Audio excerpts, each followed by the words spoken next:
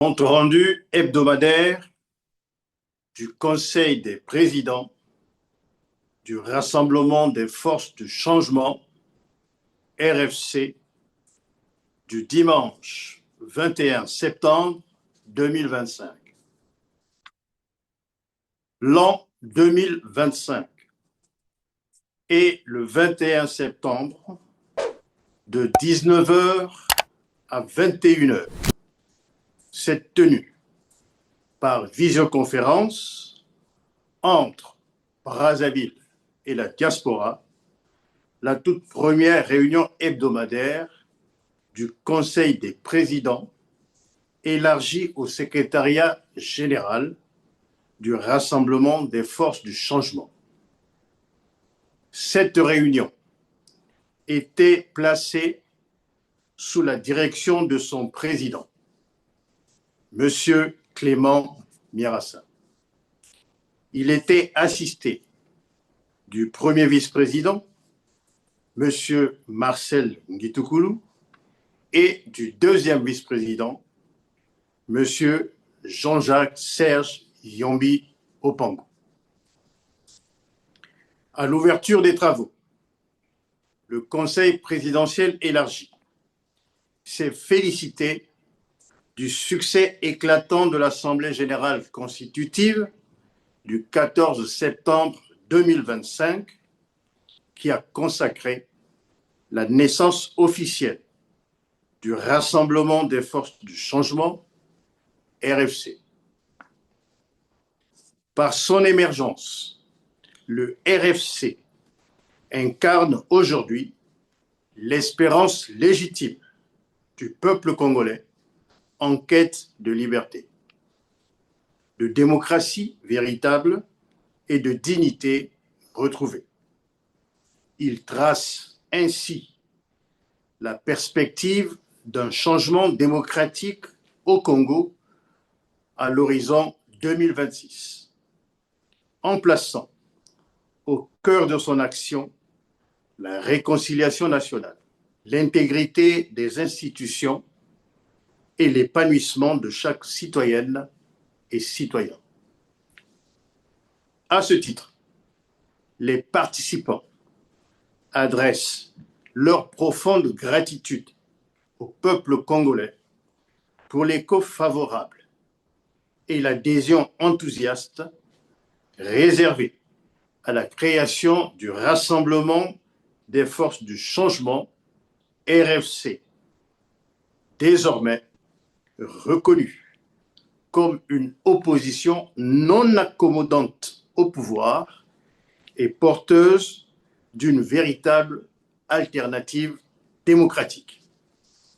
Il souligne que ce soutien populaire traduit une soif irrépressible de liberté, de justice sociale et de gouvernance responsable.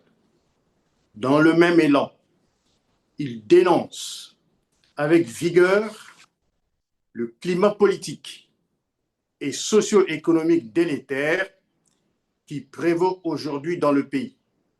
Une vie chère insoutenable pour la majorité des ménages. Une corruption systémique qui gangrène l'État. Un chômage massif qui prive la jeunesse d'avenir. Une insécurité endémique des biens et des personnes. Une absence des filets sociaux volant au secours des populations démunies. Une fermeture persistante de l'espace démocratique et des libertés fondamentales. En bref, c'est le Congo en ruine qui va mal et très mal.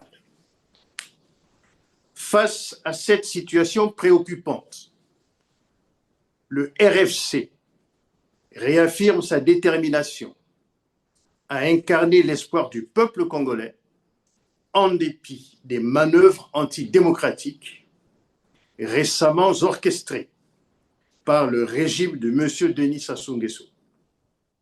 En effet, l'arrêté numéro 1726 MB-6 CAB du 30 juin 2025 portant publication de la liste de 42 partis politiques, ainsi que le lancement précipité de l'opération de révision des listes électorales ont été pris sans la moindre concertation préalable avec les forces vives de la nation. De telles pratiques opaques et unilatérales constituent un véritable déni de démocratie, car elles visent à verrouiller le jeu politique, à marginaliser l'opposition et à préparer des scrutins biaisés aux résultats connus d'avance.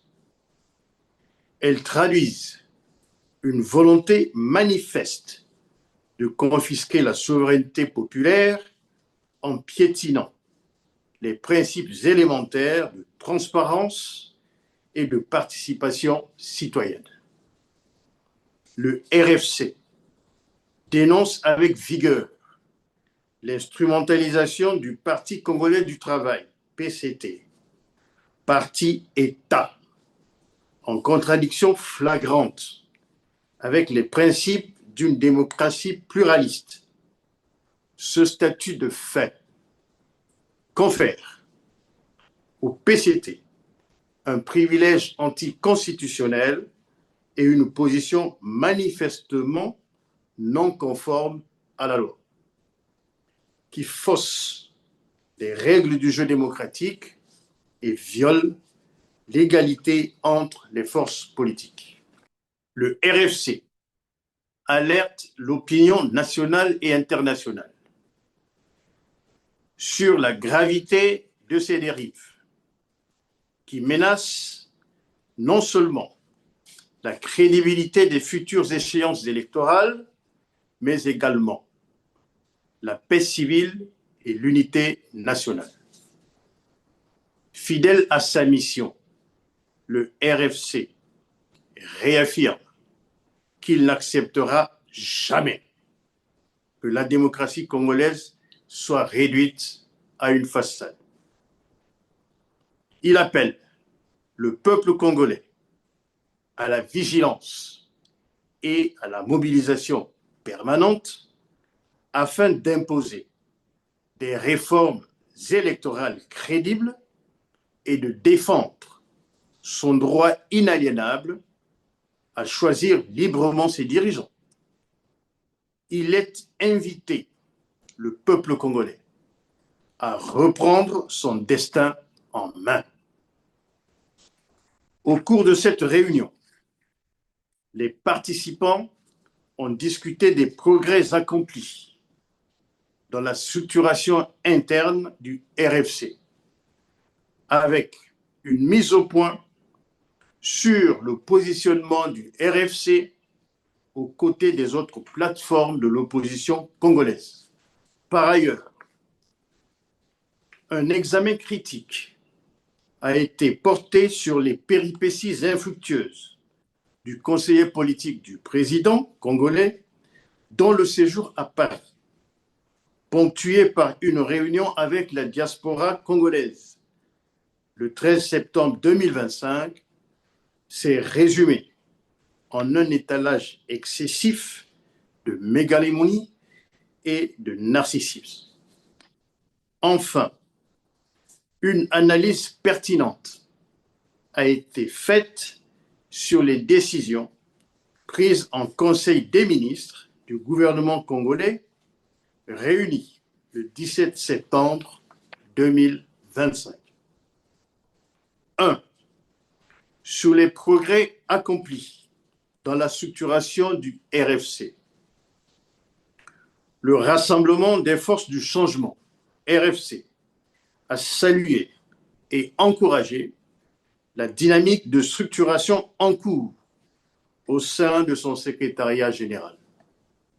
La mise en place d'organes fonctionnels clairs et spécialisés, composés d'un secrétariat général avec un secrétaire général, 2 secrétaires généraux adjoints, l'un chargé de la gestion administrative, l'autre de la gouvernance électorale, ainsi que de secrétaires responsables des affaires juridiques et de la justice restauratrice, des finances, des affaires économiques, de la propagande et de la communication, sans oublier des départements stratégiques dédiés à l'environnement, à la santé et aux questions digitales et numériques.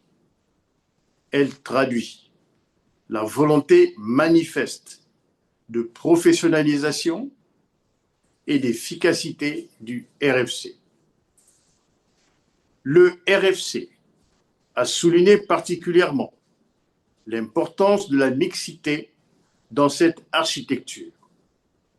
L'intégration des femmes, des jeunes et des profils expérimentés constitue une richesse inestimable. Elle sera la garantie d'une gouvernance plus inclusive, équilibrée et représentative des réalités de la société congolaise. Cette ouverture à la diversité est non seulement un impératif démocratique, mais aussi un levier d'innovation et de cohésion nationale. Elle contribuera à bâtir une organisation politique plus crédible, moderne et tournée vers l'avenir. 2. Le positionnement du RFC avec les autres plateformes de l'opposition congolaise. Le RFC n'est pas une chapelle fermée. Nous croyons que le changement au Congo ne peut venir d'un seul groupement, mais d'un large rassemblement patriotique de l'opposition.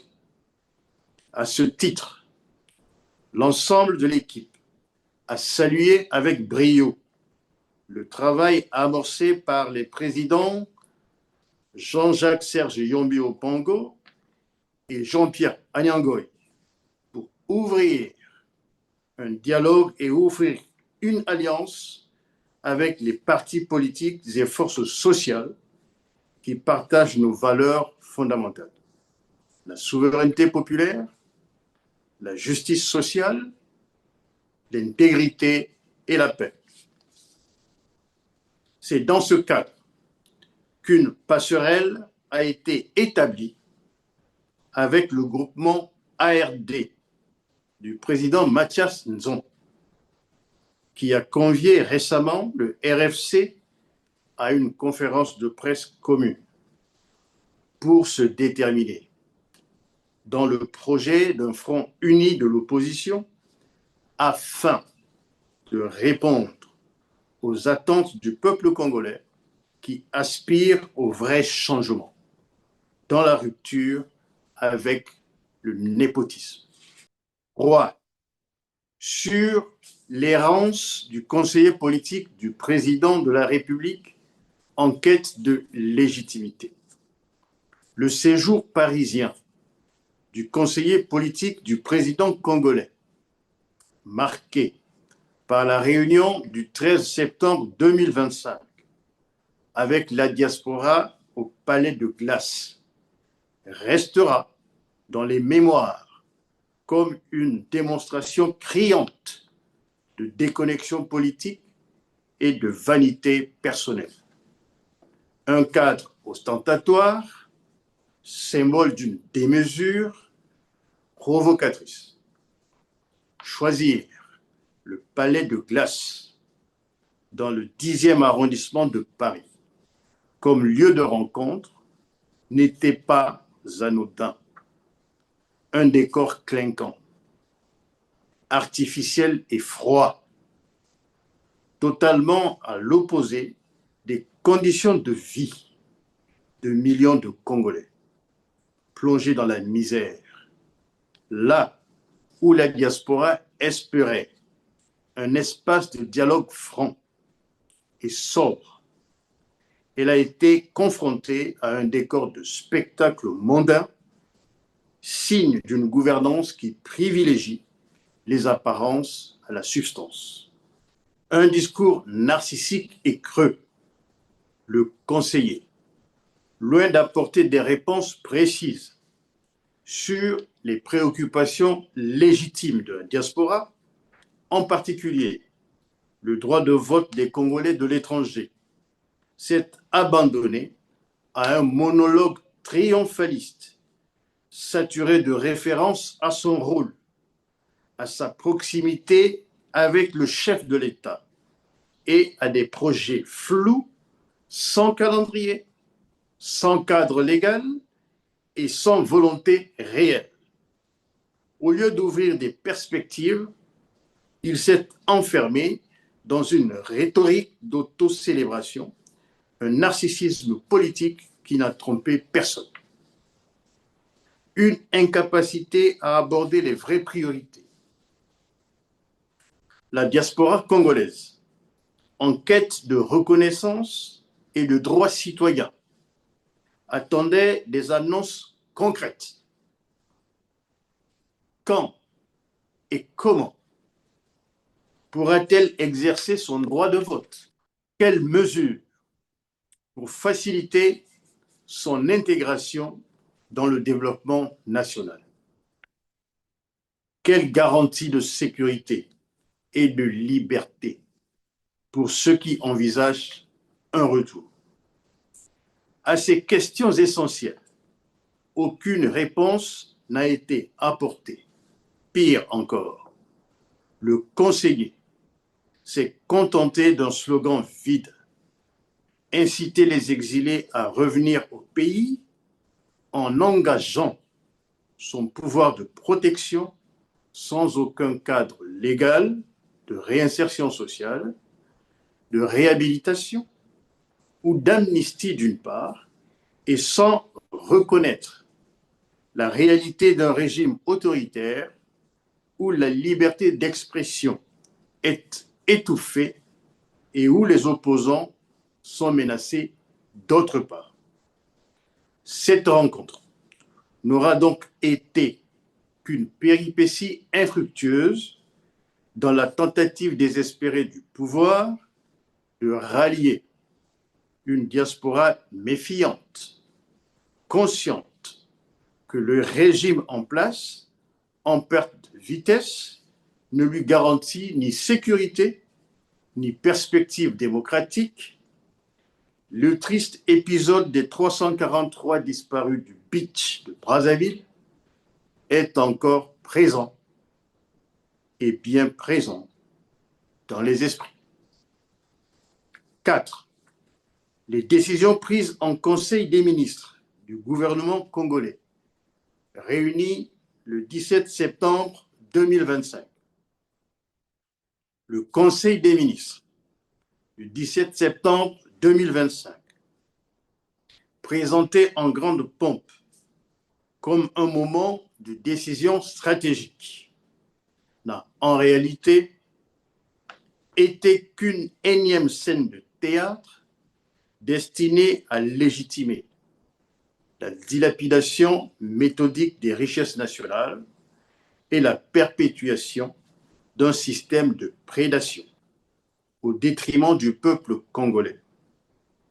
Sous couvert de projets, de décrets et de communication technique, ce Conseil s'est focalisé sur des mesures qui, loin de répondre aux urgences vitales de nos populations, coût de la vie, pauvreté, chômage, accès à l'eau et à l'électricité, santé, éducation, n'ont d'autre objectif que de conforter les intérêts de quelques multinationales, d'institutions financières extérieures et d'une dictature déconnectée des réalités populaires. Nous citons par exemple A. Le projet de décret portant autorisation expresse d'occuper une réserve foncière de l'État constituée d'une emprise du domaine public maritime située au lieu dit Olmoni, district de Loango, département du Kwilu, par la société Luyan. L'autorisation d'occuper plus de 570 hectares du domaine public maritime au profit d'une société minière étrangère pour 20 ans illustre la continuité d'une logique coloniale, offrir gratuitement le patrimoine foncier et minier du pays sous prétexte de création d'emplois hypothétiques. Il est étonnant qu'avec toutes ces concessions minières, cuivre, cobalt, or, étain, etc., que ce secteur ne participe que trop faiblement au budget national à hauteur de 500 millions de francs CFA. Le peuple congolais n'a que trop souffert de ces promesses creuses et sans lendemain. Infrastructures inachevées, environnement dévasté, communautés locales sacrifiées, profits massivement expatriés. B. Du projet du décret portant déclassement des propriétés bâties du domaine public de l'État dans le Niari. Un cadeau honteux offert à la BEAC. La cession à titre gracieux d'un terrain au cœur de Dolisie à une institution bancaire régionale traduit encore une fois la logique de dépendance, alors que nos hôpitaux manquent de médicaments, que nos écoles tombent en ruine. L'État se montre généreux, mais uniquement avec des structures financières qui n'ont jamais été au service du peuple congolais. Le projet de décret portant approbation du pacte national énergétique de la République du Congo, mirage ou trahison. Le pacte national énergétique, brandi comme une révolution, n'est qu'une réédition de vieilles promesses non tenues. Pendant que des milliards sont annoncés pour 2030, des millions de Congolais vivent aujourd'hui, en 2025, dans l'obscurité totale. L'électricité demeure un luxe et l'eau potable un rêve lointain. Comment parler de vision stratégique alors que la simple ampoule de nos villages reste hors de portée? D. Communication relative à la participation de la délégation congolaise aux assemblées annuelles 2025 de la Banque africaine de développement, BAD, et du Fonds africain de développement, FAD. Une diplomatie de façade. Les interminables comptes rendus de voyages, de conférences et d'assemblées de banquiers ne sont qu'un écran de fumée.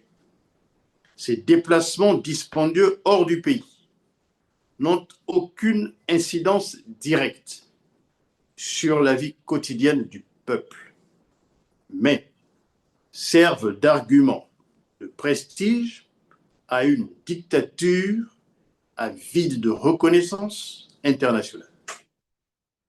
Pendant que la misère s'approfondit à l'intérieur du pays. Les nominations clientélistes. Le bouquet final de ce conseil n'est autre que la traditionnelle distribution de postes. Des nominations sans consultation, sans transparence, sans considération pour la compétence ou pour les aspirations citoyennes. Encore une fois, la logique clanique et patrimoniale prend le pas sur l'intérêt général. Pendant que le peuple spolié demande la réduction du train de vie de l'État et l'orthodoxie financière pour traiter la crise économique et sociale, le gouvernement ne cesse de distribuer des prébendes. Face à cette gouvernance prédatrice, il est du devoir du peuple congolais de déjouer la manipulation permanente, de refuser les discours lénifiants et de réclamer des comptes. Faites à Brazzaville le 21 septembre 2025 pour le Rassemblement des forces du changement, le premier vice-président chargé de la communication et porte-parole, Dr Marcel Ngitoukulu.